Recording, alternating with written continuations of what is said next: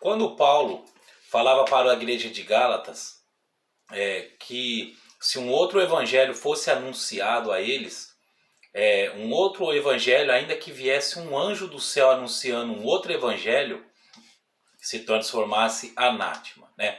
Estou aqui com a Bíblia aberta aqui, meus amigos. A graça e a paz a todos, desde já. Agradeço por você estar aqui no meu canal, né? E eu queria ler com você aqui no livro dos Gálatas, capítulo 1, versículo 8. Paulo dizendo aos Gálatas: mas ainda que nós mesmos, ou um anjo do céu, vos anuncie outro evangelho além do que já vos tenho anunciado, seja anátema. Meus queridos, o que acontece? Desde a época de Paulo até agora, desde quando o evangelho da graça começou a ser anunciado, muitas pessoas, por egoísmo, orgulho, têm mudado o evangelho. Mas como assim? Eles têm mudado o evangelho para fazer do evangelho um negócio próprio, sabe? Algo que se beneficie a si próprio, né? Um exemplo, eu posso estar pregando o evangelho para você numa intenção nobre, que é o verdadeiro sentido de quando a gente fala de Deus. É o quê? Não é ganhar dinheiro com isso, não é querer ganhar aplausos ou quantidade de seguidores. Não. O verdadeiro propósito do evangelho é pregar conforme o sentido dele, que é levar o homem a Cristo, né? Por esses dias aí cheguei até a ouvir essa semana uma pessoa dizendo que não quer que se cumpra aquele versículo, que eu diminua e que ele cresça. Ele falou: quem tem que crescer sou eu. Logicamente que não é um cristão, né? É alguém que é conhecedor do evangelho que disse isso, mas não pratica o cristianismo, né? Mas o homem, às vezes, ele não abre a boca para dizer isso, o verdadeiro sentido porque ele está pregando, mas ele prega de acordo com aquilo que vai beneficiá-lo, com aquilo que ele vai ter proveito.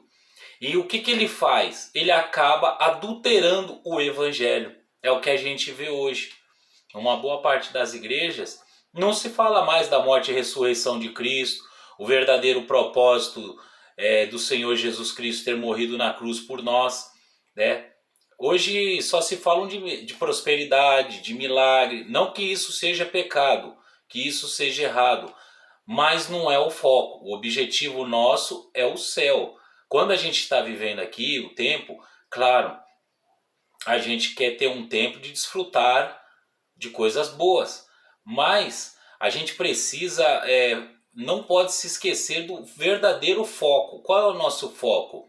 A gente pode comer bem, pode viver bem, isso é da vontade de Deus, mas a maior vontade de Deus é que o homem esteja em compromisso com ele. Por isso que Paulo falou, qualquer outro tipo de evangelho, o que ele estava querendo dizer era o seguinte: quando chega alguém para pregar o evangelho para você, mudar o sentido do que eu já tenho ensinado a você, ainda que nós mesmos, se a gente se corromper e mudar, ou um anjo do céu venha pregando um outro evangelho, que caia em descrédito, que você despreze ele. Porque o que Paulo ensinou a vida dele inteira foi o verdadeiro e puro evangelho. Paulo não pregava para ter riqueza, Paulo não pregava para ter inscrito, para ter aplausos, Paulo não pregava para poder ter um grande salário. Paulo ele pregava para cumprir o propósito de Cristo, que era levar o homem a Deus e ao arrependimento dos seus pecados. Então, meu querido, tenha discernimento quando você vê alguém pregando, porque às vezes essa pessoa pode estar pregando e mudando, adulterando o evangelho para tentar enganar você. Mas o verdadeiro evangelho, que é a palavra de Cristo, está aqui nas minhas mãos. O verdadeiro evangelho está nela, o verdadeiro conteúdo está nela. Então leia a Bíblia, se informe bastante, porque Jesus mesmo, Deus ele disse, né, crescei no conhecimento e na graça, e era o que Cristo fazia.